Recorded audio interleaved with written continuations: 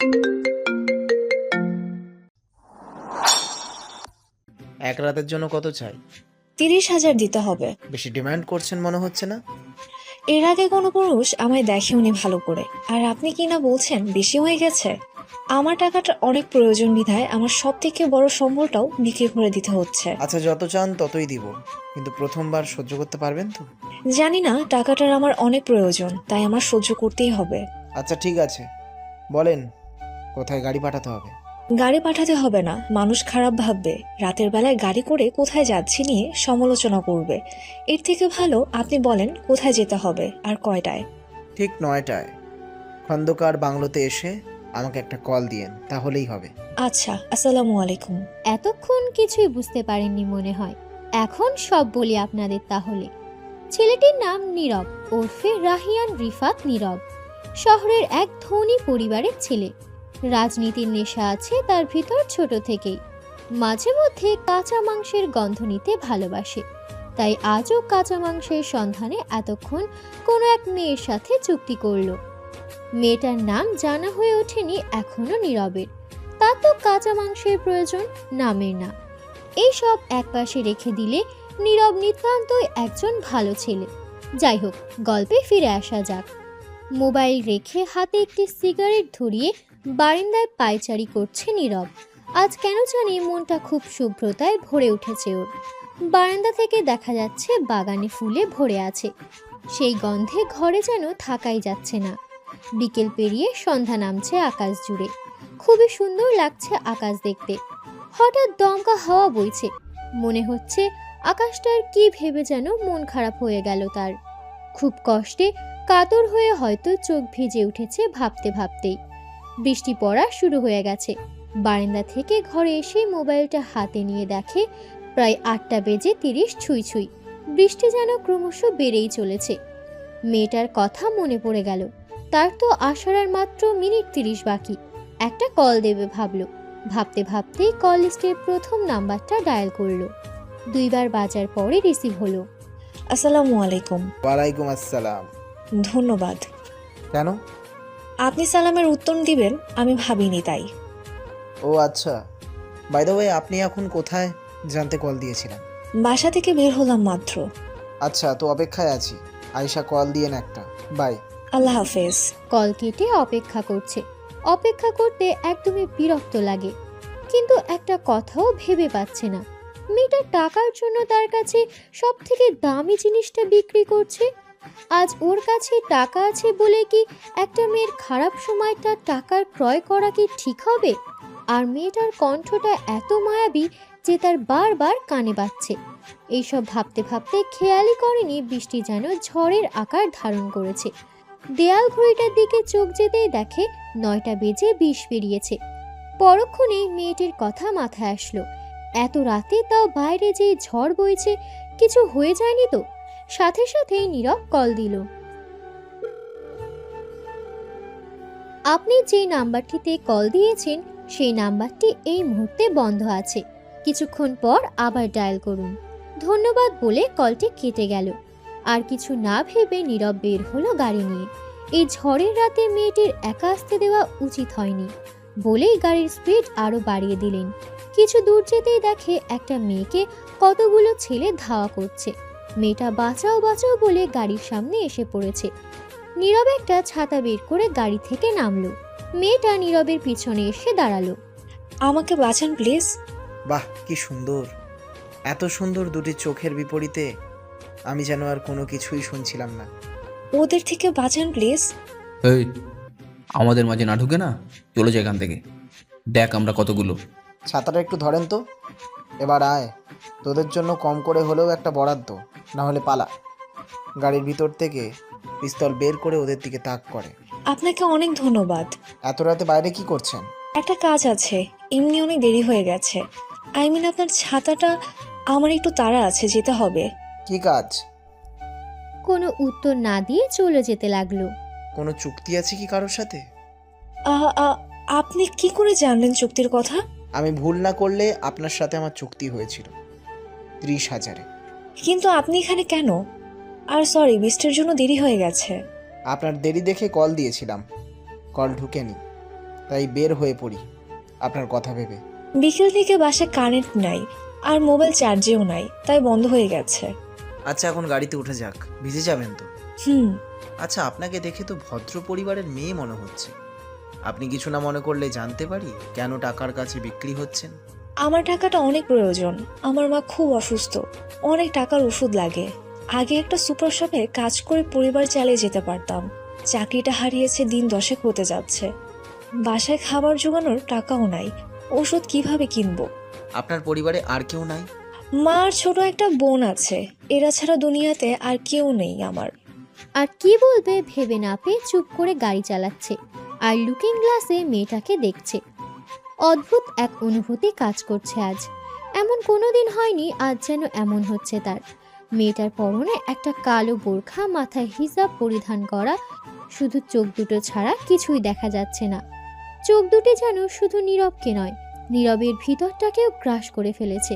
এইসব ভেবে ভেবে খন্দকার বাংলার সামনে এসে গাড়ির হর্ন দিতে দারোয়ান গেট খুলে দিল। এবার নামুন গাড়ি থেকে। এসে পড়েছে। এত বড় বাড়ি, আমার ভয় করছে। এমন বাড়ি ভূতের মুভিতে দেখেছি। ভয় কেন পাচ্ছেন? আমি আছি তোর সাথে, চলুন আমার সাথে। আচ্ছা। জীবনে যে নিজের সতীত্ব রক্ষার জন্য এত কষ্ট করলাম, সে দেহটাই কিনা আজ টাকার কাছে বিলিয়ে দিলাম। আমার ভাবনার ঘর কাটিয়ে তিনি বলে উঠল, এখানে বসেন। আর এটা হলো বাথরুম, চাইলে ফ্রেশ হয়ে আসতে পারেন। বৃষ্টিতে প্রায় ভিজে গেছে শরীরের সব কাপড়। যাই, গিয়ে হাত মুখটা ধুয়ে আসি। এই যে দরজাটা খুলেন। কেন? কি কি কি হয়েছে? আরে টাওয়ালটা নেওয়ার জন্য। না, লাগবে না।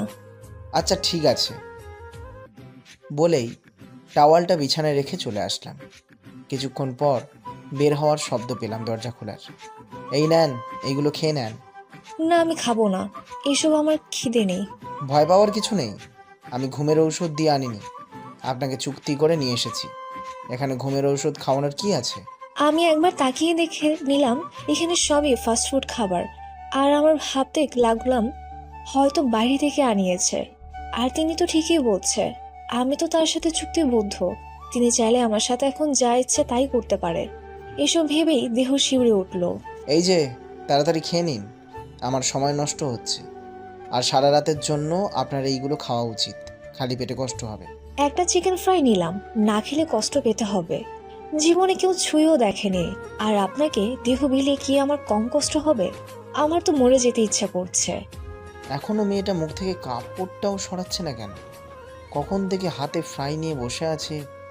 আমি যে মেয়েটাকে দেখার জন্য মরে যাচ্ছি। এই যে এইবার কি মুখে দিবেন, নাকি এইভাবেই রাত শেষ করে দেবেন?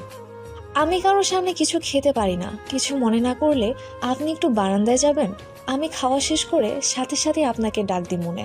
ঠিক আছে, তাড়াতাড়ি করবেন। উঠে চলে আসলাম। দূর, কিছুই হলো না। কিন্তু মেয়েটার সাথে আমি অন্যায় করছি না তো? ভাবতে ভাবতে একটা সিগারেট ধরালাম। হয়েছে, আসতে পারেন। সিগারেট হাতে নিয়ে ঘরে ঢুকলাম। এই, আপনি ধূমপান করেন? হ্যাঁ তো। ধূমপান ভালো না, আমি গন্ধ সহ্য করতে পারি না। আচ্ছা, আপনার নাম জানা হয়ে ওঠেনি এখনো। আমার নাম মাহফুজা আক্তার। ও আচ্ছা, মাহফুজা। আমি আপনাকে নাবিলা বলে ডাকতে পারি কি? নাবিলা তো আমার নামই, আম্মা রেখেছিল। আচ্ছা, সমস্যা নাই। আচ্ছা এখন রেডি হন, অনেক কথা বলেই সময় নষ্ট করে ফেলেছি। দেখুন এমনি 11টা বেজে গেছে। কি করতে হবে, কিভাবে রেডি হতে হয় আমি তো জানি না। দাঁড়ান, আমি শিখিয়ে দিচ্ছি। বলে ওর মুখ থেকে পর্দাটা উঠিয়ে দিলাম একটানে। পুরো ঘর জুড়ে নীরবতা। আমি অপলক দৃষ্টিতে তাকিয়ে আছি, মনে হচ্ছে বাকরুদ্ধ হয়ে গেছি। মেয়েটার চোখ দুটি ফ্লোরে এমনভাবে আটকে রেখেছে, দেখে যেন আমার হিংসা হচ্ছে আরও। এত সুন্দর মায়াভরা মুখ, তার চোখ দুটি আমার চোখে রাখলে কি হয়? আমার চোখের দিকে তাকান। আমি সরাসরি কোনো পুরুষের চোখে তাকাই না। আমি আপনাকে তাকাতে বলছি। তাকাবেন মানে তাকাবেন। জি। এখন হাত বাড়ান। কেন? দিতে বলেছি, দেন। বেশি কথা আমার পছন্দ না। হ্যাঁ, দিচ্ছি। এটা আপনার জন্য। কি এটা? খুলেই দেখুন। কাজ শেষ করার আগেই টাকা? কাজ শেষ হয়ে গেছে, এখন তাড়াতাড়ি রেডি হন। কাজ তো শুরুই হয়নি, শেষ হলো কিভাবে? চাঁদের গায়ে দাগ লাগাতে নেই। বারান্দায় একটা সাদা গোলাপ ফুটেছে, গোলাপটার সৌন্দর্য আর গন্ধ আমার মনে ধরছে না। মনে হচ্ছে এই গোলাপের সৌন্দর্য নাবিলের কাছে হার মানবে। রাতের আকাশ আমার ভীষণ প্রিয়। একা চাঁদ আর একা আমি দুজন মিলে কত করেছি পাগলামি। আমার মন ভালো থাকুক আর খারাপ, চাঁদটা এই যে ছিল আমার নিত্য রাতের সঙ্গী। আজকে মেঘলা আকাশ হওয়ায় চাঁদটা ঠিক মতন দেখা যাচ্ছে না, কিন্তু বারান্দা থেকে পিছনে ফিরলেই মনে হচ্ছে আকাশের চাঁদ আজ নীরবের ঘরে বসে আছে। সব ভাবনার ছেদ ঘটিয়ে একটা মধুর স্বর ভেসে আসলো। এই যে শুনছেন? হ্যাঁ, রেডি হয়েছেন? কি রেডি হব? সব কিছু পড়ে নেন। সব তো পরাই আছি, কিছু তো খোলা হয়নি, শুধু মুখের কাপড়টাই তো তোলা হয়েছে, সেটা তো তখনই ঠিক করে নিয়েছি। ও সরি। জি। আচ্ছা চলুন। কোথায় যাচ্ছেন? আপনার আম্মুর সব ওষুধ কিনা লাগবে তো নাকি? কিন্তু এত রাতে তো দোকান খোলা পাবো না। আপনি চুপ করে আসেন তো, বেশি কথা না বলে। আচ্ছা। এই যে, গাড়িতে উঠবেন নাকি? দরজা খুলতে পারি না তো। এই নেন, এইবার উঠেন প্লিজ, কথা না বাড়িয়ে। হ্যাঁ, উঠছি। আর কিছু না বলে গাড়ি স্টার্ট দিল। দারোয়ান গেট খুলে দিল। ওর দিকে তাকিয়ে দেখলো বাহিরে তাকিয়ে সবকিছু দেখছে। কি মায়াবী চোখ, যেন তার চোখের দিকে তাকিয়ে আস্ত একটা জীবন পার করে দেওয়া যাবে। নাবিলা, আপনি কি সব ওষুধের নাম জানেন? সবগুলোর নাম তো জানি না, কয়েকটার নাম জানি। আসলে সবগুলো কেনার টাকা হয়নি কখনো, তাই সব থেকে বেশি দরকারিগুলোই কিনতাম, আর ওইগুলোই মনে আছে। আচ্ছা ঠিক আছে, কিন্তু এত রাতে বাসায় গেলে আপনাকে কিছু বলবে না? মা তো ওষুধের সাথে ঘুমের ওষুধ খেয়ে ঘুমায়। ওষুধ নাই বাসায়, শুধু ঘুমের ওষুধ ছিল। ওইটা খাওয়ানোর পরেই বাসা থেকে বের হয়েছিলাম, আর ছোট বোনও তার আগেই ঘুমিয়ে পড়েছে। আচ্ছা ঠিক আছে। কিছুক্ষণ পর জেলার সব থেকে বড় হসপিটালের সামনে এসে গাড়ি থামলো। এই যে আসুন আমার সাথে। হ্যাঁ, এখানে কেন আসলেন? রুগীকে? আরে পাগল, আসেন তো কথা না বলে। নাবিলা পিছনে পিছনে হাঁটতে লাগলো। সে একটা ঔষধের দোকানে গিয়ে নাবিলার উদ্দেশ্য করে বলে। ওষুধের নামগুলো বলেন। নাবিলা ঔষধের নাম বলছে, আর নীরব ওর দিকে তাকিয়ে দেখছে শুধু। আপনার আরও কিছু বাকি আছে কি নেওয়া? না, আমার প্রায় শেষ। আপনার নেওয়া শেষ হলে আমার কিছু নেওয়ার আছে। জি, কি নেবেন নেন, আমার শেষ। আমাকে কিছু মাইগ্রেনের জন্য ওষুধ দিয়েন তো। ভাই সব দিয়ে দিয়েছি। মাইগ্রেনের ওষুধগুলো আলাদা দিও ভাইয়া, আর প্রাইসটা বলো। আচ্ছা ভাই, মোট বিল 2570। আপনার ওষুধগুলো কি আলাদা গুনবো? টোটালি ঠিক আছে, আলাদা হিসাব করা লাগবে না। এই নিন টাকা। এই না না, ওনার কাছ থেকে টাকা নেবেন না, আমি পে করতেছি। অনলাইন পে করার ওয়ে নাই? এই যে এদিকে স্ক্যানার আছে। দেখুন পে হয়েছে। জি, টাকা এসেছে। ধন্যবাদ। এই যে নাবিলা, চলুন। হ্যাঁ, আমার কাছে তো টাকা আছে, এখন আমি বিল দিতে পারতাম। চুপ, এই নিয়ে আর কথা না, চুপ করে গাড়িতে উঠে বসুন, আর আপনার বাসার রাস্তাটা দেখিয়ে দেন। প্রায় 30 মিনিট পর নীরব নাবিলার কথা মতো ব্রেক কষল বাসার সামনে। গুটগুটে অন্ধকার। নাবিলাকে গাড়ি থেকে নামালো সে। ঘরে চলুন, এতটা পথ এসেছেন, ঘরে তো আসা যায়। আজ না, অন্য কোনো দিন আসবো। এমনি অনেক রাত, এমন সময় বাসার মানুষ খারাপ ভাববে। গরিবের ঘর বলে আসতে চাচ্ছেন না? এই না, এমন ভাববেন না নাবিলা। আচ্ছা ঠিক আছে, চলুন। আচ্ছা, আপনি দাঁড়ান, আমি ভেতর থেকে ডাক দিলে আসবেন। আমি গিয়ে আগে মাকে তুলে ঘুম থেকে। বলেই চলে গেল ঘরের ভিতর নাবিলা। বাইরে এত অন্ধকার যেন কিছুই দেখা যাচ্ছে না। তার উপর মশার কামড় খেয়ে মনে হচ্ছে সব রক্ত এখানেই দিয়ে যেতে হবে। এরা এখানে থাকে কিভাবে? এইসব ভাবতে ভাবতে ঘরের ভিতর থেকে একটা কান্নার শব্দ ভেসে আসলো। নীরব ওখানে দাঁড়িয়ে আরেকটু সময় অপেক্ষা করলো না, ঘরের ভিতরে ঢুকে গেল। ঘরে ঢুকেই দেখলো একটা পিচ্ছি মেয়ে কান্না করছে। নাবিলা পাশে বসে ওষুধ খাওয়ানোর চেষ্টা করছে। নীরব এগিয়ে গেল। খুব খারাপ অবস্থা হলে চলুন হসপিটালে নিয়ে যাই। আজ ওষুধ খাইনি, তাই হয়তো একটু বেশি খারাপ লাগছে। তারপরও আমার মনে হয় আপনার আম্মার একবার ডাক্তার দেখানো। এরই মাঝে পিচ্ছি মেয়েটি বলে উঠল, আপু, ও আপু, আম্মু খুব পানি চাচ্ছিল, আমি পানিও এনে দিয়েছি। পরে তোমাকেও ডাকছিল, তারপর আর কথা বলেনি, ঘুমিয়ে গেছে। আপু, আম্মু কি আর ঘুম থেকে উঠবে না? এমন বলে না, আম্মা একটু পরেই উঠবে, কান্না করিস না। আমার মনে হয় আপনার আম্মাকে হসপিটালে নেওয়া দরকার। আপনার আম্মুকে ধরে তুলুন আমার সাথে। একটু আমার কথা শুনুন। হসপিটালে নেওয়ার পর অনেক টাকা লাগবে। এত টাকা তো নেই, যে কয় টাকা আছে সেগুলো পরীক্ষা করে আর ওষুধ কিনে শেষ হয়ে যাবে হসপিটালে। আমি যা বলছি তা করেন, আপনি ধরেন আমার সাথে। এই বুড়ি, তুমি আমাদের সাথে আসো। দুইজনে নাবিলার আব্বুকে ধরাধরি করে গাড়িতে তুলল। নাবিলা ঘরে তালা মারতে গেল। এই বুড়ি, এইখানে এসে বসো। আর নাম কি তোমার? মেয়েটা এখনো চুপ করে ঘরের সামনে দাঁড়িয়ে আছে। আপু, এটা কি গো? তোমার ভাইয়া লাগে, তোমাকে নাম জিজ্ঞেস করছে, বলো ওনাকে। আর এখানে বসো। নাবিলা, আপনি আন্টির পাশে বসেন, মাথাটা কাঁধে রেখে। তোমার নাম কি গো বুড়ি, বললে না? আমার নাম মাইশা। আপনার নাম কি? আমার নাম রাহিয়ান রিফাত নীরব। তুমি রিফাত ভাইয়া বলেই ডাকো। রিফাত ভাইয়া? এটা কি? এটা ট্যাব, এটাতে গান বাজে, গান দেখা যায়, আরো অনেক কিছু। মাইশা এসব ধরে না, চুপ করে বসে থাকো। কি হচ্ছে, আপনি ওরা বকছেন কেন? সে এখনো ছোট। এইবার নামুন, এসে গেছি হসপিটালে। নেমেই একটা ট্রলি এনে আন্টিকে নিয়ে হসপিটালে ঢুকলাম। ডক্টরের সাথে কথা বলে বুঝলাম আন্টিকে আগে ভর্তি করতে হবে, তাই রিসেপশনে নাবিলাকে ডেকে নিয়ে ভর্তি করিয়ে দিয়ে আসলাম। এখন আবার আন্টির পাশে যেতেই, ভর্তি করেছেন? হ্যাঁ এই নেন রিসেপশনের ভর্তির পেপার। আমি ওনাকে দেখেছি, দুটো পরীক্ষা করতে হবে। একটু পর নার্সকে পাঠিয়ে দিচ্ছি। আপনারা ওনার পাশের কেবিনে থাকুন। নাবিলা ওর মায়ের পাশে বসে আছে। নীরব মায়েশাকে নিয়ে বের হয়ে বাইরে থেকে কিছু শুকনো খাবার আর পানির বোতল নিয়ে কেবিনে ঢুকলো। দেখলো কেবিনে নার্স আন্টির রক্ত নিয়ে বের হয়ে গেল। নাবিলা, এখানে খাবার আছে, খেয়ে নিন কিছু। অনেক দৌড়াদৌড়ি করেছেন আজকে। পরে খাবো, মাইশা কিছু খেয়ে নে। আমিও তোমার সাথেই খাবো আপু। ও আচ্ছা, বুঝে গেছি। আপনি মাইশাকে নিয়ে খেয়ে নিন, আমি বাইরে যাচ্ছি, ডক্টরের সাথে কথা বলে আসি। এসে নক করবো দরজা। ডক্টরের কেবিনে আসলো। ডক্টর কেবিনে নাই। পিছন থেকে বলে উঠলো কেউ, কিছু দরকার? ঘুরে দেখলো ডক্টর। কি হয়েছে ওনার? পরীক্ষা শেষ হয়নি? আসলে ওনার অনেকগুলো রোগ ধরা পড়েছে। শরীরে ব্লাড কম, ব্লাড প্রেশার বেশি, তাই শরীর দুর্বল হয়ে যায় একটু পর পর। আর ওনার ব্লাডে ইনফেকশনও ধরা পড়েছে। এখন এর সমাধানটা কি, ওইটা বলেন। আপাতত ব্লাডের ব্যবস্থা করুন, আমরা ওনাকে স্যালাইন দিচ্ছি। আমার মনে হয় না ওনার অপারেশন করে কোনো লাভ হবে। ব্লাডে ইনফেকশন, এটা আস্তে আস্তে শরীরের রক্ত নষ্ট করে। তারপরেও হয়তো অপারেশন করে কিছুদিন বেশি বাঁচানো যেতে পারে। আপনি অপারেশনের ব্যবস্থা করেন, টাকা পয়সা নিয়ে ভাববেন না। আর ব্লাড গ্রুপটা বলেন। এই যে রিপোর্টের ফাইলটা এখানে আছে, আপনি দেখে ম্যানেজ করুন। আমি অপারেশনের ব্যবস্থা করছি। ফাইলগুলো নিয়ে কেবিনের সামনে এসে নক করলো। হয়েছে আপনাদের? আসেন। নীরব গিয়ে বসে পেপারগুলো থেকে দেখে নীল রক্তের গ্রুপ বি পজিটিভ। নীরবেরও বি পজিটিভই। কিসের পেপার এগুলো?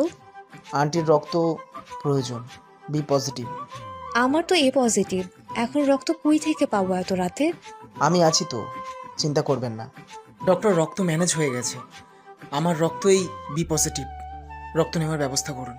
আচ্ছা, আপনি কেবিনে যান, আমি আসছি। নীরব কেবিনে এসে বসলো। রক্ত জোগাড় হয়নি?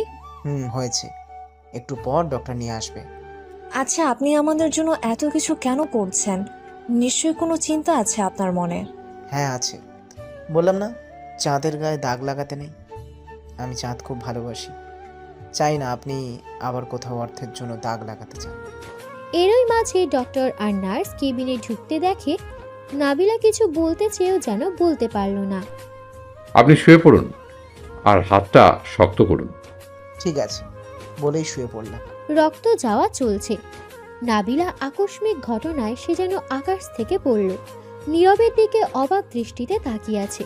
হয়তো ভাবেনি এমন কিছু হতে পারে। অন্যদিকে নাবিলা ভাবছে, এই লোকটা আমাদের জন্য এত কিছু করছে কেন? কি চাই? খারাপ লোক হলে কি এমন কাজ করত? নাকি নাবিলা ওনাকে দিয়ে ভুল চিন্তা ভাবনা করছে? যে পুরুষ নাবিলার সব কিছু পেয়েও তার কিছু করলো না, উল্টো তার বিপদে এগিয়ে আসলো। ছিছি, ভদ্রলোক না হলে এতক্ষণে নাবিলা হয়তো অন্য 8-10টা নোংরা মেয়ে হয়ে যেত। এইসব ভাবনার ছেদ ঘটিয়ে বসে উঠল নাবিলা। আপনি কোনো চিন্তা করবেন না নাবিলা, আমি সব কিছুর ব্যবস্থা করে দিয়েছি। আন্টিকে একটু পর স্যালাইন এবং রক্ত দিবে, আপনারা ওনার সাথে থাকেন। আপনি আমাদের জন্য এত কিছু করছেন, আপনাকে ধন্যবাদ দিয়ে ছোট করব না। ছি ছি, আন্টির কোনো ছেলে নেই, ওনার ছেলে থাকলে তো সেই করতো। আর হ্যাঁ, কোনো সমস্যা হলে আপনার কাছে তো নাম্বার আছে, কল দিয়েন। কিন্তু আমার মোবাইলে যে চার্জ নেই, বন্ধ হয়ে আছে সে সন্ধ্যার পর থেকেই। আচ্ছা, এই কার্ডটা রাখুন, এখানে নাম্বার আছে, রিসেপশন থেকে কল দিয়েন। আচ্ছা ঠিক আছে। আমি এখন যাই। আর আন্টিকে স্যালাইন দেওয়া হলে আপনি একটু ঘুমিয়ে নিন। আপনি সাবধানে যাইয়েন। আল্লাহ হাফেজ। বাই। হসপিটাল থেকে বের হয়ে চলে আসলাম। মেয়েটার প্রতি মায়া যেন ক্রমশ বেড়েই চলছে। ভাবতে ভাবতে বাংলোতে না গিয়ে বাসায় আসলাম। রাত পেরিয়ে ভোর হতে চলল। মোবাইলে দেখলাম 3:58। বাসায় ঢুকতেই দেখি দরজা ভিতর থেকে লাগানো। আমি কলিং বেল চাপতেই কিছুক্ষণ পর মা এসে দরজা খুলে দিল। ঘরে ঢুকতেই দেখি আব্বাও দাঁড়িয়ে আছে। আমি কিছু না বলে উপরে উঠতে যাব, তখনই কয়টা বাজে এখন? থাক না, এত রাতে এসব বলে কি হবে? তুমি চুপ থাকো। তোমার জন্য কিছু বলতে না বলতে এখন সে কি করছে তা তুমি জানো? আসলে বাবা, আমি হসপিটালে গিয়েছিলাম, একটা ইমার্জেন্সি রোগী। থাক, আর বলতে হবে না। আমাকে বাংলোর দারোয়ান সব বলেছে। সত্যি আব্বা, আমি হসপিটালে ছিলাম এতক্ষণ। এই দেখুন ব্লাড ডোনেট করা রিসিপ্ট। হ্যাঁ ঠিক আছে, ঘরে যাও। আর যেন এইসব না শুনি। আর দারোয়ান রে কিছু বলার চেষ্টাও করবে না এই ব্যাপারে। বলেই চলে গেল। সাথে সাথে মাও চলে গেল। আমিও চলে আসলাম ঘরে। সারাদিনের ক্লান্তি নিয়ে বিছানায় গা এলিয়ে দিতেই ঘুমে বিভোর হয়ে গেলাম। ওইদিকে নাবিলা তার মাকে স্যালাইন দেওয়ার পর মাইশাকে জড়িয়ে ধরে ঘুমিয়ে পড়ল। তার ঘন্টা দুয়েক পর সূর্যের আলো চোখে পড়তে ঘুম ভেঙে গেল। একবার ওর মার মলিন মুখটার দিকে তাকিয়ে বাইরে চলে আসলো। এসে কিছু খাবার কিনে আবার চলে গেল কেবিনে। গিয়ে মাইশাকে তুলে সকালের নাস্তা করালো। এর ভিতরে রক্ত দেওয়া শেষ। নার্সকে ডেকে এনে সেটা খুলে একটা নতুন স্যালাইন দিয়ে গেল। এইদিকে সকাল গড়িয়ে দুপুর হচ্ছে। নীরবের ঘুম ভাঙার নাম নেই। একটা কলের শব্দ আমার ঘুম ভাঙলো। হাতে নিয়ে দেখি অচেনা নাম্বার। কিছু না ভেবে কল ধরলাম। হ্যালো। কেমন আছো নীরব? ভালো, আপনি কে? কণ্ঠ শুনে বুঝতে পারছো না? এক সময় তো নিয়মিতই কথা হতো, এত তাড়াতাড়ি ভুলে গেলে? মিনহা, তুমি এতদিন পর কি মনে করে কল দিলে? কেমন আছো নীরব? ভালোই আছি। আমাকে জিজ্ঞাসা করবে না আমি কেমন আছি? দেখো, আজাইরা কথা বাদ দিয়ে কল রাখো। যে ভালো থাকার জন্য চলে যায় তাকে জিজ্ঞেস করার কি আছে? আমাকে ক্ষমা করা যায় না? ক্ষমা তো সেদিনই করে দিয়েছি, যেদিন মুক্ত আকাশে উড়িয়ে দিয়েছিলাম। যাই হোক, বাদ দেও, আমার কাজ আছে, রাখলাম। আর কখনো কল না দিলেই খুশি হব। বাই। কল কেটে দিলাম। আমার প্রাক্তন মৃদুলা নিজের সুখের জন্য আমাকে ছেড়ে গিয়েছিল বছরখানেক হলো। এতদিন পর আবার আমার জীবনে আসতে চাচ্ছে। এমন মেয়ে আমার দরকার নেই যে নিজের ভালো থাকার দিকটা চিন্তা করে আমায় ছেড়ে গিয়েছিল। আপনাদের কি মনে হয় ঠিক করিনি? হঠাৎ রাতের কথা মনে হলো। নাবিলা, মাইশা ওরা তো হসপিটালে কোনো খোঁজ নেওয়া হয়নি। তাই উঠে ফ্রেশ হয়ে বের হতে যাব। মা বলল খেয়ে বের হতে, না হলে বাবার আবার রাগারাগি করবে। তাই হালকা খেয়ে বের হয়ে পড়লাম। বের হয়ে সোজা চলে আসলাম হসপিটালে। রুমে ঢুকে দেখি মাইসা বসে আছে। আমাকে দেখেই বলে উঠল, রিফাত ভাইয়া, দেখো আমার আম্মু ঘুম থেকে উঠেছে, আমার সাথে গল্পও করেছে। আমি তোমার গল্প বলেছি। আসসালামু আলাইকুম আন্টি, কেমন আছেন এখন? তুমি আমার ছেলের অভাব দূর করলে আজ। আল্লাহর কাছে তোমার জন্য লাখো লাখো শুক্রিয়া। এইসব কি বলছেন? আপনি আমার মার মতো। আপনার ছেলে থাকলে নিশ্চয়ই এটাই করতো। এখন আপনি রেস্ট নিন আন্টি। মাইশা, তোমার আপু কই? আপু তো বাইরে গেল একটু আগে, কি যেন আনতে। ও আচ্ছা, তুমি কিছু খেয়েছো? আর তোমার আপু? আমি খেয়েছি সকালে, আপু খায়নি। তুমি এখানে থাকো, আমি তোমার আপুকে নিয়ে আসতেছি। এই মেয়েটা একা একা এত দৌড়াদৌড়ি কিভাবে করে ভেবেই ঘুরে বের হতে যাব, দেখলাম নাবিলা কেবিনে ঢুকেছে। আমাকে দেখে অবাক হয়ে, কেমন আছেন? আমাকে দেখার পর মনটা ভালো হয়ে গেছে। এখন বলুন, সকালে খাননি কেন? আমাকে দেখে মন ভালো হয়ে গেল কেন? সকালে ক্ষুধা লাগেনি তাই খাইনি। ও আচ্ছা, কই গেছিলেন এখন? আপনাকে কল দিতে বলেছিলাম না? ওষুধ আনতে গেছিলাম, ভাবলাম আপনি এমনই ভোরে বাসায় গেলেন, আপনার ঘুম প্রয়োজন, তাই আর ডিস্টার্ব করিনি। আচ্ছা এখন চলুন আমার সাথে। কোথায়? আর আম্মাকে ওষুধ খাওয়াতে হবে। আচ্ছা খাওয়ানোর পরই আসেন। আচ্ছা দাঁড়ান। নাবিলা চলে গেল ওষুধ নিয়ে। আন্টিকে ওষুধ খাওয়ানোর পর মাইশাকে আন্টির পাশে রেখে চলে আসলো। চলুন, কিন্তু তাড়াতাড়ি ফিরতে হবে, মাইশা সব বুঝতো না। চিন্তা করবেন না, আমরা তাড়াতাড়ি আসবো। আর নার্সকে বলে এসেছি দেখাশোনা করতে। নাবিলাকে নিয়ে একটা রেস্তোরাঁয় ঢুকলাম। মেয়েটা ঠিকমতো খাওয়া দাওয়া করছে না, নিজের কথা যেন ভুলেই গেছে। জানি না, হয়তো মুখও মলিন হয়ে গেছে। তার চোখের দিকে তাকিয়ে বুঝতে পারা যাচ্ছে একটি টেবিলে দুইজন বসলাম। ওর জন্য খাবার অর্ডার করলাম। সে বলছে খেতে পারবে না। আমি আশ্বস্ত করতে চেষ্টা করলাম যে আমি তো তোমাকে দেখছি, আমার কাছে নিজেকে আড়াল করার কি আছে আর। অনেক জোরাজুরিতে সে রাজি হয়, কিন্তু এখানে আরও মানুষ আছে, তাই এখানে খাবে না। তাই উঠে একটা প্রাইভেট টেবিলে বসলাম। বসে লজ্জা মাখা মুখ থেকে পর্দাটা সরিয়ে আমার দিকে একবার তাকিয়েই মুখ নিচে নামিয়ে আস্তে আস্তে খেতে লাগলো। অন্য একজনের সামনে খেতে তার দ্বিধা হচ্ছে, সাথে লজ্জাও পাচ্ছে। তার মুখ দেখেই বুঝতে পারছি। এই নীরবতা ভেঙে বলতে শুরু করলাম, আন্টি আলহামদুলিল্লাহ মোটামুটি একটু সুস্থ। আমি ডাক্তারের সাথে কথা বলে জানতে পারলাম অপারেশন করালে ঠিক হয়ে যেতে পারে। অপারেশন করাতে অনেক টাকার প্রয়োজন, এত টাকা কোথায় পাবো? সে নিয়ে ভাববেন না, আমি সব ব্যবস্থা করে দিচ্ছি। আশা করি আজ রাতে অপারেশন হয়ে যাবে। না, এমনি আপনি আমাদের জন্য অনেক করেছেন, আমি আর আপনার কাছে ছোট হতে চাই না। তাহলে কি 2 দিন পর আবার কারোর সাথে চুক্তি আবদ্ধ হবেন? এমন প্রশ্ন শুনে সে চোখ নিচের দিকে করে বসে আছে। ভাবেনি হয়তো এমন কিছু বলবো।